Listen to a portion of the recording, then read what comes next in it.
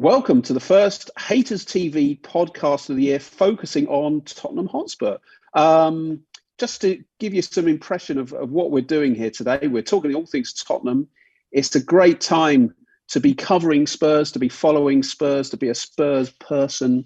Gareth Bale's just back. They've had a good transfer window. Jose said it's almost perfect, the transfer window. And we've got a couple of great Tottenham people coming on our podcast today. We've got Danny Kelly, the esteemed broadcaster who's been covering Spurs, following Spurs since when, Danny? First saw Spurs play, I guess, in the late 60s, maybe 68. I've never really covered them, but I've been following them for blinking half a century, yeah. And you've talked about them a fair bit on the radio, haven't you? Talksport particularly. Look, lots of football broadcasters like to keep their neutrality. I've never found that particularly useful to me. People know where I stand. I love football. I love Spurs. I try to keep those two loves apart. It doesn't always work. And joining us as well, we've got Martin Cloake from the Tottenham Hotspur Supporters Trust. But today he's very much wearing his fans' hat. You got a hat there, Martin? I see you're in the. You got a bit of sun on your head, so you must be in a sunny spot. Where are you? Well, I'm in my loft looking up at a slate grey sky over London and thinking, where is that sun? But yeah, it does seem to be gleaming down. So maybe this is an omen for the weekend. It's got to be. Yeah. Well, the sun is shining on N17 at the moment. Gareth Bale is back. That's the big one. Is he back on Sunday? What do we think? Is he going to be playing against West Ham, Martin? You'd think if he's fit, then he goes into that front three, and which is no kind of insult to Lucas Moura, who you'd imagine he'd be taking his place really. But that's quite a tasty sort of looking front three. I think the thing that we're all wondering is which Gareth Bale are we getting back? Is it going to be the Gareth Bale who lit up the Premier League probably like no other single player has done since in that last season that he was with us before he went off to Spain? Or is it going to be a Gareth that's kind of a bit older, a bit slower, one that's maybe lost his mojo a bit because of what happened in the later years at Madrid? So I think that's the other kind of tension is not only, will he start, but what are we going to see when he starts? But I think it's going to be a slightly different Gareth. And I think what's been encouraging is that it looks like he has got his mojo back a little bit this week. You never know how much of it is, for the benefit of the cameras, but he seems to be enjoying his football again. And you would hope that, a professional sportsman wants to say, I want to be remembered as a footballer for what I've achieved on the pitch. And maybe, some of the stories about Gareth in the last few years have been about, how things have possibly gone a little bit wrong in Madrid as well. So he hopefully will be sort of looking forward to a time to really focus on the football. And it's a pretty tantalising prospect, isn't it? I mean, we had a press conference with Jose Mourinho on Zoom earlier today, and he said he's certainly fit. He's in the. He's been training well, and he's happy, and he's smiling. And Jose also said, it's great to hear Sergei Reguilon, get the name right, saying this is a different Gareth Bale. He's smiling, he looks enthusiastic, different to the player he was at Real Madrid. So, but Danny, I don't suppose we're going to see those lung-busting runs all the way down the touchline, the taxi for Macon runs that really made his name back in, 2011, 12, 13, are we? I don't suppose we are, although, Bale has won 2 of the last 5 Champions Leagues, and he hasn't played for a year and a half, really. He's still he has proven himself to still be a fantastic player. I'm not sure we need the lung-busting runs. The game in England has changed in the time that he's been away, and by changing most teams now, some variant 3-1 up front, he doesn't have to play. He won't be playing with 70 yards of grass in front of him. He will be playing often with 12 yards of grass in front of him, where his ability to strike a ball, either in passing or shooting, could be critical. I also think under Mourinho, whether you like it or not, Spurs are becoming a counter-attacking team, which I think is dangerous, given that anybody allows the ball in their own penalty area these days stands a really good chance of giving away a penalty. And I think Bale needs to, even at 85% of his original pace, coming away at speed with the ball at his feet, looking for Son, looking for Kane, and whoever else is the supporting player. It won't be Lo Celso this weekend. He's injured. I'm not sure it requires to be quite the speed merchant that he did. And in fact, Reguilon, who you've already mentioned, is the one who's going to be doing that, I imagine, on the fullback positions. He doesn't play fullback anymore, and it's fullbacks in English football that are required to be the lung bursters. So hopefully, what he's learned about the game will compensate from not being a land speed record merchant in his own right. But I don't think it should be a big problem, that. Yeah, I think he said himself, one of the interviews he did since he's been back, that he's learned to sort of develop his game. He's learned more about himself, and it is not making those runs all the time, but maybe 2 or 3 runs like that, but other aspects of the game. And of course, he's got a fantastic forward line in prospect, isn't he, with Harry Kane, Son. You've got other players who can come in, Lucas Moura, Steven Bergvin. Jose was talking about these attacking players. He didn't mention Dele Alli today, which was a little bit worrying. That if he thinks Dele's totally out of the picture as an attacking force. But as you say, you've got Reguilon coming bombing down the left. I mean, he looked like it was like Danny Rose 10 years ago or 5 years ago, wasn't it? When the first couple of games he played. So I think we've found that left back spot looks like it's cemented. Right back, I think I had a quick chat with you, Danny, but yeah, Sergio Aurier looks reinvented, doesn't he? Since he's had competition for places. Well, I'm not sure about even that. I know he drives people mad, but I was thrilled when he didn't go to Russia. So I had a pretty good idea that was probably his best chance of getting out of the club. Much as Matt Doherty, A, with my Irish hat on, and B, with what he's done in the Premier League the last couple of seasons, was in many ways the best, if not the most exciting, certainly the best of those signings. I didn't want Sergio Aurier to leave.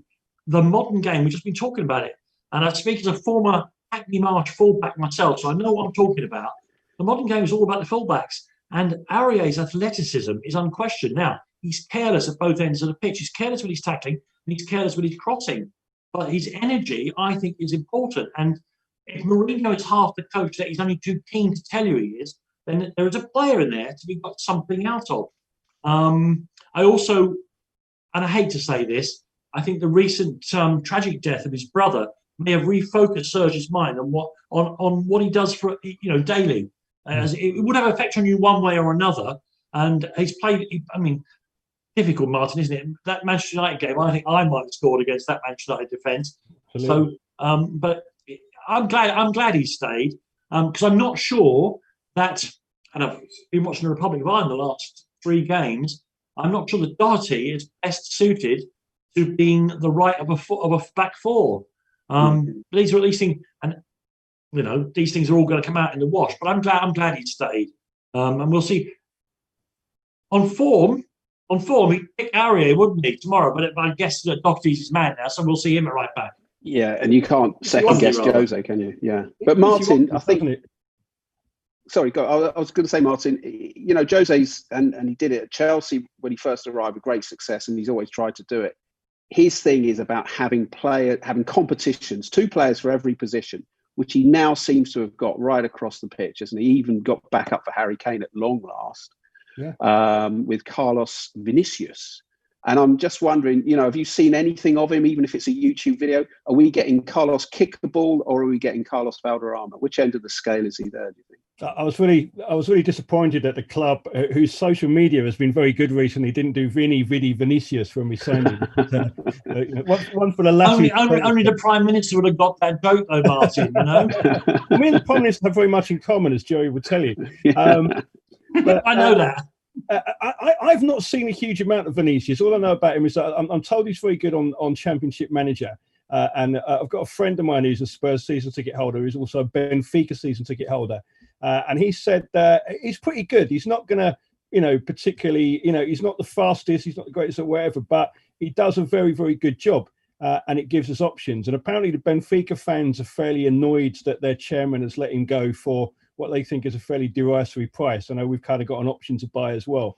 So I think he can do the job. And I think, what you say is right, Gerry, about the competition for places. But I think that they're not like for like swaps, are they, a lot of these players? They offer us something different. So like, Doherty and Aurier offer us different options. And it'll be, depending on the opposition, depending how we're set up in the rest of the team as well. I think that, it's great that we've got somebody who is, more obviously an out-and-out striker than anybody. And I remember the club saying, that, Bergwijn was a forward. And it's like, well, yes, he is, but not really in the same way that Harry Kane is.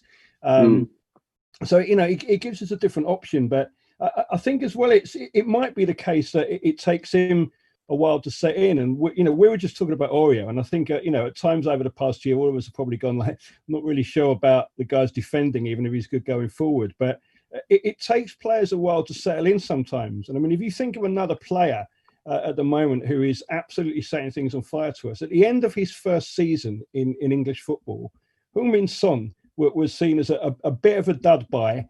The story was that he wanted out. He wasn't getting a chance. And people were saying, I think we've got a bit of a wrong in there.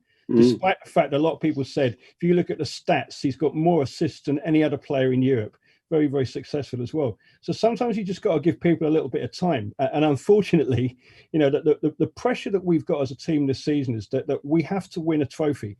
And you could say that's true of any team at any time. But we've got this whole thing of the one trophy in 18 years.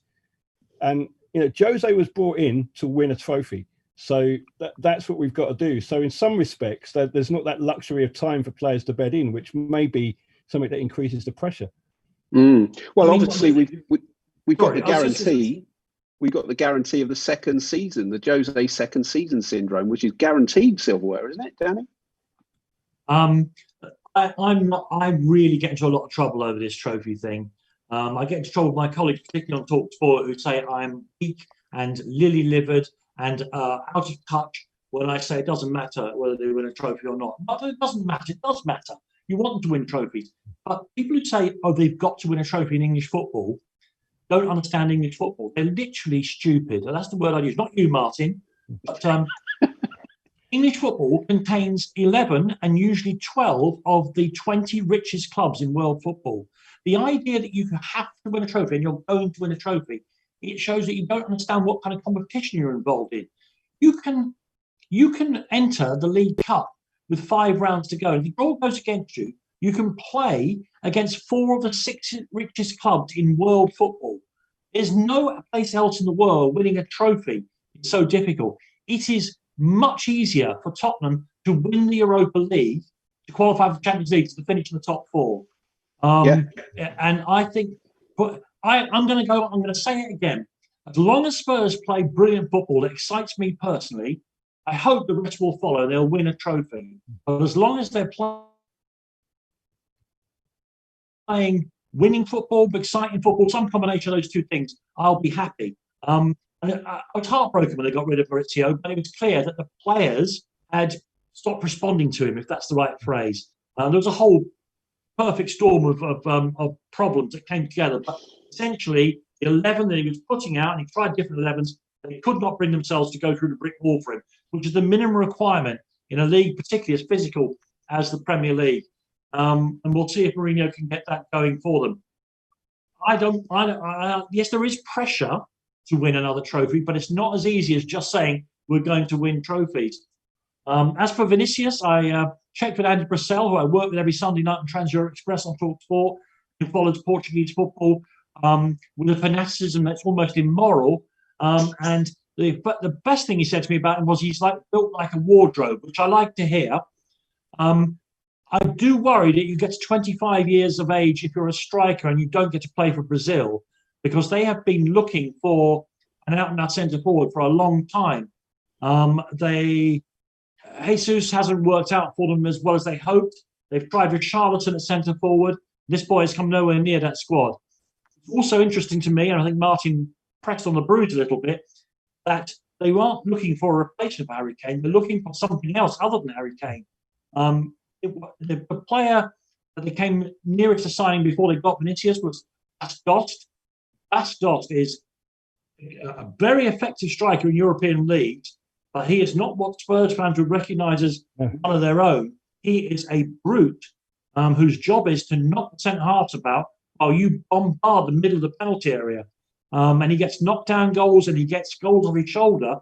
And you can see that Mourinho, and Vinicius too, is a strong man. He's looking for something. You've got to get somebody to back up Kane. But you can't get someone the same. So I don't mind that. I don't mind a battering ram. I think sometimes you need plan B and plan C. Well, when you talk about his at the moment, though, isn't it, Danny, as well? That you know, I agree with you about on the trophies front. Actually, that I think that it's a combination, and I always say that the great misunderstanding of Danny Blanchflower's quote was that he talked about winning and glory, and the two things have to go together. So I'm with you, but that's the huge debate among the fan base at the moment. I mean, you're talking to somebody who I wrote a book with Alex Finn about Pochettino's time at the club and about getting to the Champions League. Right. A section of our fan base said, like, you've made us look really stupid because we didn't win anything. Doesn't mean anything if you don't win anything. No, I don't believe that. But what I'm saying is that what the club has done now, they've done a deal that partly in the way that we all hate football to be talked about, they're looking at the club as a global brand. And the thing that we've got missing compared to the other members of the so-called Big Six is that there's that lack of trophies. They also brought Mourinho in, and they said, this guy wins trophies, and that's what we brought him in to do at this club. So that's the bargain that's been entered into. Yeah. And I think that debate will continue all through this year. You know, we were talking a little bit earlier, weren't we, about whether fans are warming to Mourinho. I think over the last few games, the football has been a bit better.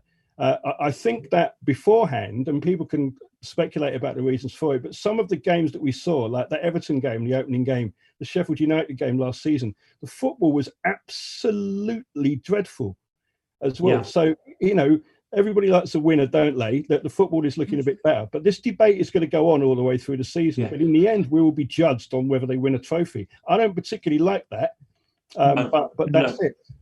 Also, we would say no, would we? I hate to say this because I still think of myself as a hip young gunslinger. This is also a generational thing, isn't it? Yeah. It is younger fans measure success because they are brainwashed by people on broadcasting outlets to believe that is what is the only measure of success. In the same way, I mean, the transfer window is extraordinarily interesting to me now, apart from me, you know, will Spurs buy anyone good? In the way that, and I have many, I'm a very large extended family, I have many teenage nephews and nieces who are mad about football. They want all the big players in each transfer window to be transferred. They're more interested in, I don't know, take an example, Morata. Where's he going to end up? Than they are practically in their own club teams. They want the big players to move around. They follow individual players. They follow their Instagram accounts and all the rest of that. And in some ways, the players moving, and Bale was a good example. Will he go back to Spurs? Will he go to Manchester United? It's like those reality TV shows where relationships are all shifting. They want to see the same thing with their football players. And I think the real pressure, I think you're right, Martin. I think partly social media pressure. The more young people tend to be on social media, the more they measure things by have they picked up a trophy. I mean, you know, you end up with a situation with that, though, when you say that Wigan is a bigger club than, I don't know, Everton, because they won a trophy more recently. And exactly, yeah. Yeah. We're in danger with the last of the summer wine here as well, aren't we? It's all the young people on their social media. No. Nobody wastes more time on social media than me. But I'm just saying that those are things. I can compete with you there. Okay, well maybe. But these are the observations of just watching the way they're consuming their game, the football. Yeah. Well, listen, on that front, on the digital world, you know, what do we make about the Amazon Prime series? What do we make of All or Nothing? You know, it's a great title. I mean, that's an own goal. That's an open goal for an own goal already, isn't it? Martin? I was really surprised that they agreed to do it. And I mean, I think, you know, that there were bits of it that were enjoyable, but it was a bit of a kind of PR job, wasn't it? I mean, if you watch something like, you know, Sunderland Till I Die documentary, that had all the drama and that was a warts and all. I don't think Spurs were ever going to allow that. And I said some of it was interesting. You know, I was disappointed. Of course, you know, punters want to see what happens on the pitch, but I think if you're going to do a documentary like that, people want a little bit more of a real view about, you know, what happens behind the scenes. How is a football club of that size run? And I think there's a really interesting story to be told there, because Spurs have changed from being an ordinary sized football club to, you know, it's a much bigger thing. It's a much bigger entity than it was a few years ago. So I would have liked to see a little bit more of that. But, you know, there weren't any own goals in the end, were there? But it was a little bit more of a PR puff than they would have you believe, I think. What was interesting is that they seem to put Daniel Levy up a little bit more, and the criticism has been that he's not particularly warm. He doesn't really kind of come out and connect with the supporters, and I think that they put him up front a lot more there. So that was an interesting change of tack, I thought. Well, I think I'm not surprised that they agreed to do the Amazon thing. There was a small amount of money involved, but I also believe that Spurs see Amazon as one of the either owners of the game or owners of the club somewhere down the line. Establishing relationships in that way. And exposure in the American market as well. That's a big thing, isn't it? Global exposure through branding. Sure. They look what all the documentary proved is that Jose Mourinho is a brilliant manipulator of the media. He always has been, even when his image has been negative. I think that he knows what the media wants and what the media does. Now, look, he makes terrible mistakes. We all do. When he poked Villanova in the eye, clearly that was not something pre-planned or something he was really proud of. When he picked on the doctor at Chelsea, not understanding her central importance to the team, he makes these big mistakes. But by and large, he's very good at it. And he immediately took over the documentary, didn't he? He gave the documentary makers what they wanted, a famous person doing slightly interesting and weird things and using florid language, which meant they could back off from all the other things. Now, the example I'd give is the bit where one of my Talksport colleagues actually discussing him on the radio, and it's not in particularly glowing terms. And he gets up and goes and turns off the radio, doesn't he, with the words, fuck off. Nobody gets up to turn off the radio anymore. You turn off with a button, which you have on your phone or on your computer. Nobody walks across the room. It was a fake. It was a made up. Yeah. Of course, everything now, I think we assume, anything you see which purports to be reality, there's some element of staging and scripting. I don't mean it was scripted, but I mean that Mourinho was acting out in a particular. I have to be honest. I have warmed to him as a result of it. I thought there was an honesty about some of the things he was saying to the players, which, look, all managers, and you two spend time talking to them, they all just lie through their teeth now. That's their job, because otherwise people like Gerry will say they've slammed someone. So there was a little bit more reality, I thought, in the way he was talking to the players, and particularly one or two of the bits where it wasn't being positive about them having, of course, he's hilarious, isn't he? When he got the job in his lovely new lilac suit, this is I love this squad. He's changed a third of them in one transfer window. That's how much he loved them. Others who he loved so much haven't even got a squad number. They just sat there earning money. But look, there's an element of this, isn't there? We are locked into a marriage that we know we can't get out of just now. The divorce laws don't apply. Levy is tied to him because he's absolutely committed the club's money to him, and you have to give him a chance. I didn't want Mourinho to have this job. I didn't like what he did at Manchester. I didn't like what he did at his previous job. But he's there now. What's the point of being negative about it? I try and be positive about it because of that. And the documentary has helped, I think, with that. The one that I throw myself back to in terms of, we didn't want him, but blimey, he turned out to be not bad at all. Don't say it. No, way back. Terry Yorath. Do you remember Terry Yorath coming to Spurs as a player? Oh, yes. And the fans were thinking, what have we signed Terry Yorath for? Yeah. He was fantastic. He was that midfield enforcer who just did the job, and everyone warmed to him, and it was one of those sort of... one great goal as well, didn't he, from the edge of the box? Yes. Yeah. So, that can happen. Now, listen, let's bring it back. We haven't got a lot of time left, unfortunately, but bringing it back to the signings, where we're going. Højbjerg, what do we think? He a few people were underwhelmed at first, expecting him, I think, to be an all-action man who was going to be everything. But in the more recent games, he's looked like the sort of player we've missed a little bit in the middle of the park. What do you think, Danny? Look, Spurs fans were spoiled, but didn't really know it, I don't think. The team of 2017, not the team that finished third in 2 or 3, the following year we were runners-up, is the best Spurs team I've ever seen. Better than the teams that won all the trophies and all the rest of it. That team was, in terms of football and the quality of the players, was the best team. The sale of Kyle Walker is the start of the decline of the team. And people don't understand, I think, how big a hole Moussa Dembele left in that midfield. And Højbjerg is an attempt, like in a cartoon, put planks and nails over a hole. I wish the fella every bit of luck. He's a Moneyball purchase, because his stats tell you he's doing far more than the human eye sees. And of course, that's why I rely on Mourinho. That's why he's earning what he earns and why I earn what I earn. Højbjerg will be fine. He gets around the pitch. He makes important interceptions. And one or two of his passes, if you give him time to pass, I've shown that he can play a bit too. You're absolutely right. But he has got an enormous job there, in my mind, because I'm still watching that team come apart and seeing how they're trying to fill in the pieces. Also, there's also one more thing about Højbjerg. These players who talk about making them step up to the next level, the so-called Big Six, self-appointed Big Six. The fact of the matter is, if you don't give them a chance, you'll never know. Yeah, I've been quite impressed with him so far.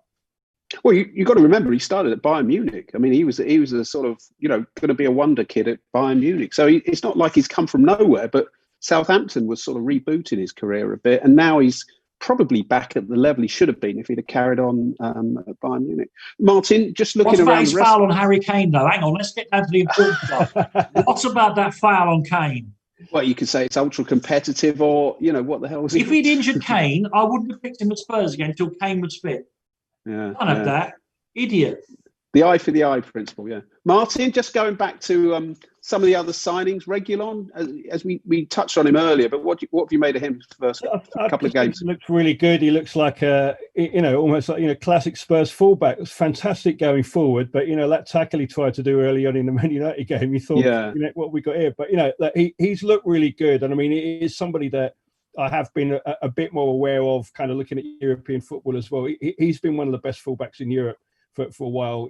Really, really good at Seville last season. And I think it looks like a really, really good signing as well.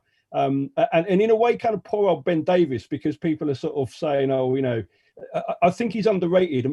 He's a different sort of player again to Ben Davies. Ben Davies will never be the world's greatest or most flamboyant fullback. Is he more of a left-sided central defender? Probably. But again, we've got options there as well. But Reguilon looks really, really good.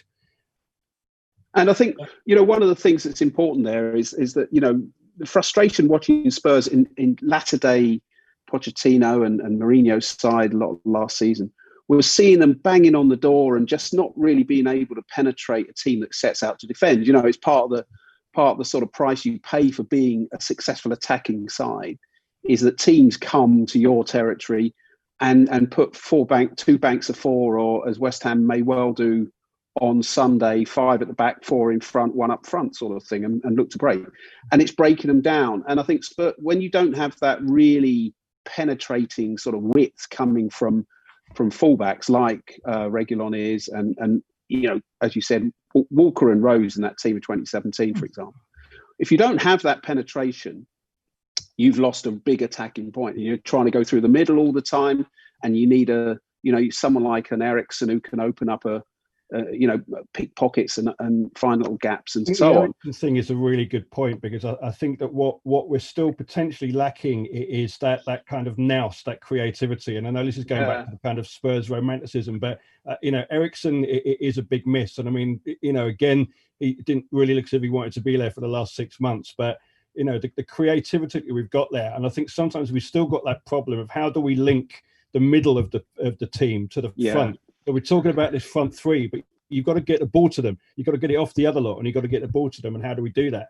And I think, it's a funny thing, isn't it, again, about fans that, we've always prided ourselves on having those sorts of players, but there are still people who say, Modric wasn't really that good, which I find amazing. And I can remember standing on the shelf and people moaning about Hoddle because he never used to tackle back, But I don't see that kind of creative player in that team. Is it supposed to be Lo Celso? I'm not sure. Is it going to be one of that front three who's supposed to drop into the hole? I'm not sure whether the kind of playmaker is in the team that we've got at the moment. And I think against teams that set up in the way that you've just said, Gerry, I think we could have a bit of a challenge there. Well, I think my personal take on this is the Maverick, who's very different, very unpredictable, and I don't think his teammates even know what he's doing next, is Ndombele. And playing him where they were playing him when he first arrived, which was deep, sitting in front of a back four, was exposing him to sort of trying to make tackles that isn't his game. And he was too far down the pitch, and further up the pitch is where he can affect games, because he tends to have this bizarre, he's got this weird way of turning and twisting that he can create openings. He can pick a pass, and he can shoot. And I think by having Højbjerg sitting behind him or sitting there doing that mopping up job, it's almost like the Dembele and Eriksen dynamic, where no one was expecting Christian Eriksen to sort of be a midfield destroyer. But when you had Dembele just mopping up and holding the ball up and making the openings for Eriksen to weave his magic, it worked. And I think maybe we can get that with someone like Højbjerg and Ndombele or Lo Celso, whether it's one or the other. And then the question is, then do you have a Harry Winks or a Moussa Sissoko, or who comes in alongside them? You're doing a fantastic job of doing what Spurs fans have done over the years. We buy a load of attacking players, and you find a formula that allows you to pick them all, like a fantasy football team, right?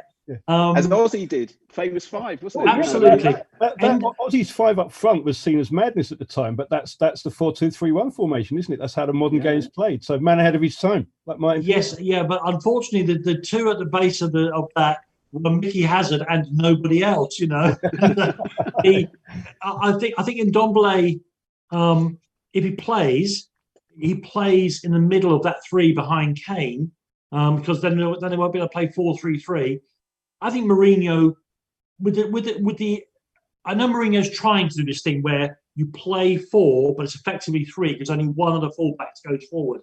Tottenham's array of fullbacks, with the exception of Ben Davies, are so attacking.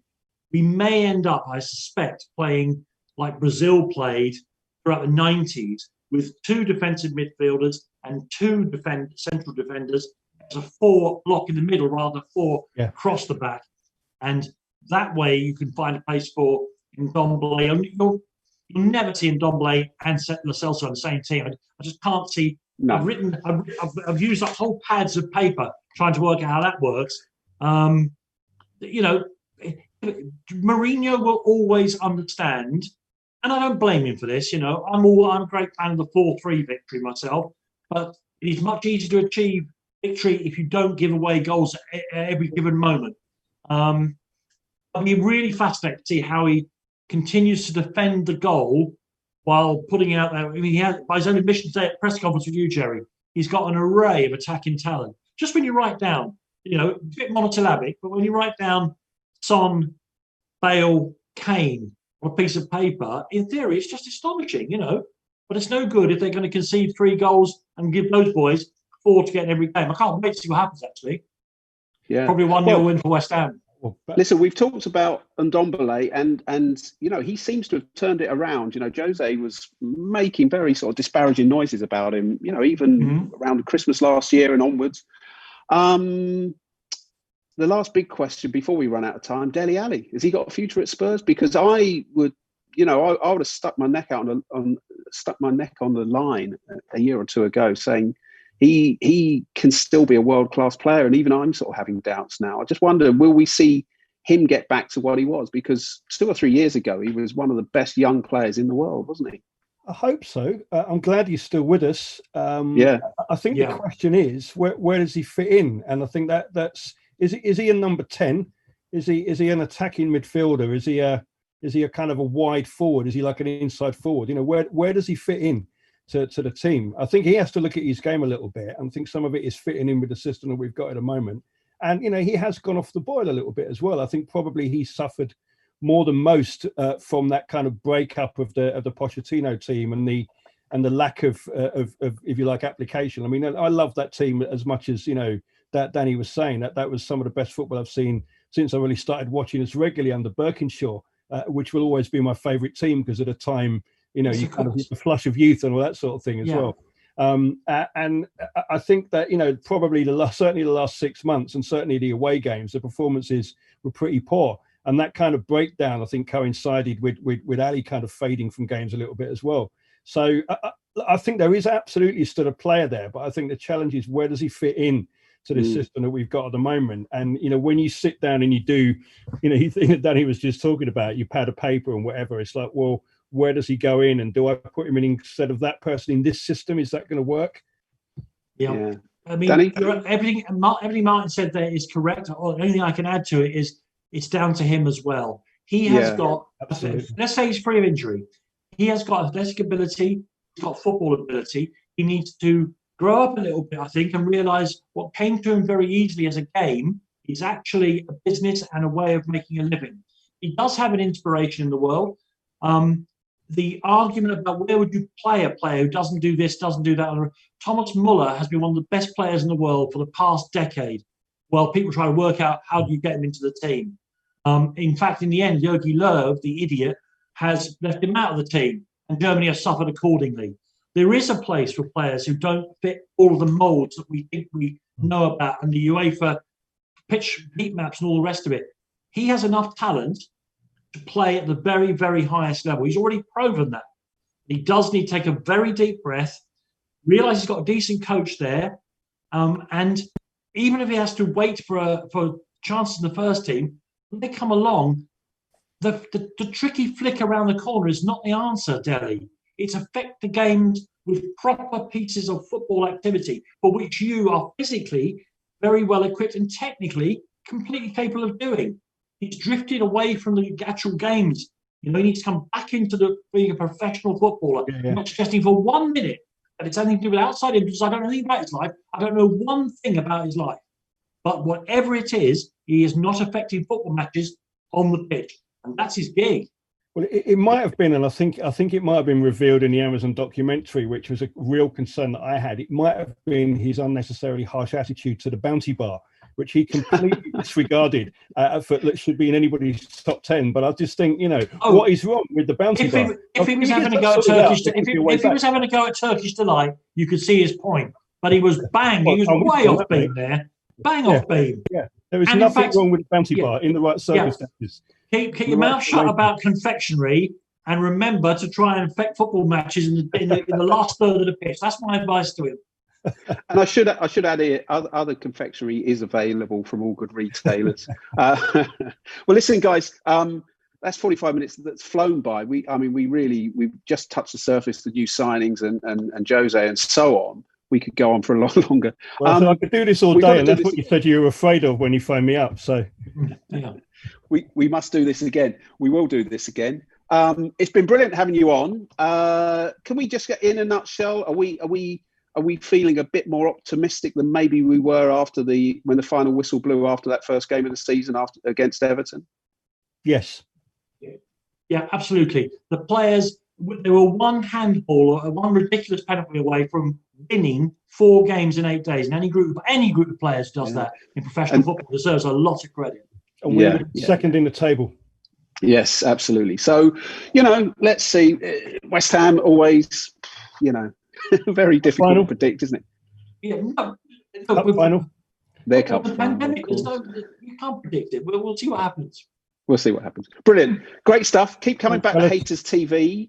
We'll have more of these. We'll have another Spurs one as soon as we can fit it into the schedule. Busy international schedule and football schedule. So maybe the next international break is when we can get it in.